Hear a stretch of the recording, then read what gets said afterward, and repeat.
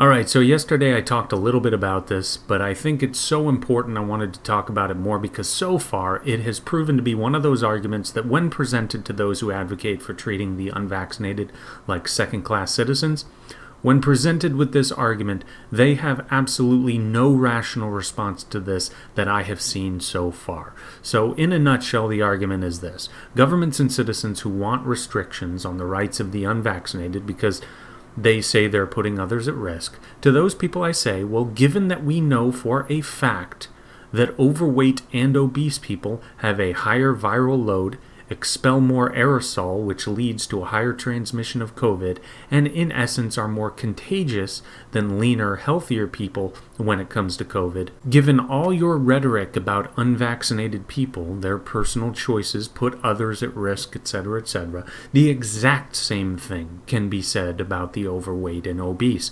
Because of their choices, because they have not taken care of themselves to the extent they needed to, they are quite literally putting those around them at more risk directly due to their own personal lifestyle choices. So given that health and safety is the number one top priority for those people saying we should strip the unvaccinated of certain rights or fire them from their jobs, why are you not saying the exact same thing for people who are overweight or obese? They are a higher risk to be around by all accounts.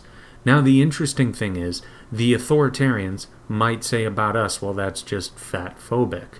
I would actually say, given our stance on this topic, fat phobia wouldn't describe us at all, because I recognize that someone who is overweight or obese is a bigger threat technically to those around them as far as being contagious is concerned, yet I would never advocate for any law or any mandate forcing them to live how I feel they should live, nor would I ever advocate for any mandate forcing them to change their behavior so they can be less of a contagion to those around them. I am perfectly comfortable with living life knowing that risk is an inherent part of it, and I evaluate it on my own and I act accordingly. So if some horrifying disease with a 70% fatality rate comes about, lockdown order or not, I'm not coming out of my house. But I digress. The point is, you are the one who owes everyone else an explanation as to why you don't feel this way, and where is your logic in that? Why the inconsistency? Why the hypocrisy? Could it be because this is less about health and more about controlling a group of people it's a bit more politically acceptable to exert control over? I really think so. It seems rather obvious. Because this actually all came from that story of the Mayo Clinic firing about 500 nurses who refused the vaccine. And I've already explained in the past how that makes no sense, given that before the vaccine they were a major net positive, and that did not change with the release of the vaccine. So firing them is actually a major net negative. But regardless, as you could expect, those nurses being fired, well, people on Reddit specifically were foaming at the mouth with pleasure over this, so the question was posed, and they didn't seem to like it one bit. If the standard is to fire anyone who makes a personal choice that puts others at risk, regardless of the severity, well, precisely the same thing can be said about overweight or obese nurses.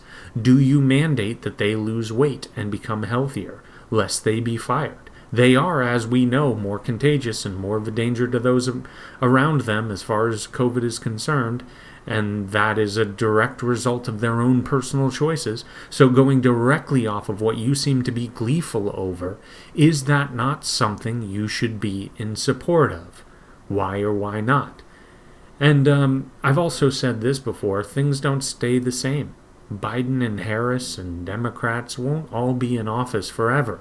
If you're on the left and you've been advocating for the curtailing of certain people's rights in this manner, the day will come that someone you detest gets into office. Think Trump times 20. And they use precisely the same arguments you've used, but they'll use them to demonize and strip away the rights from overweight or obese people.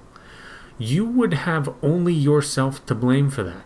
What if the healthcare industry just can't handle the level of obesity anymore, even with COVID on top of all of that, and it's argued that it's become an existential threat to the stability of the U.S.? It is not unthinkable given the road that you have driven us down, that some prominent politician makes that argument someday, and perhaps someday within the next few presidencies. What side are you taking then? I will oppose them as I oppose you now for the exact same reasons. You, unfortunately, would have no, at the very least, logical consistency for opposing them. So in a quite literal sense, you've made a rod for your own back at that point. But anyway, that is all for now. Like, subscribe, and please share this video. I've noticed YouTube is really not liking me recently. They never have. So sharing the video is very, very helpful, and it's very much appreciated. And you take it easy.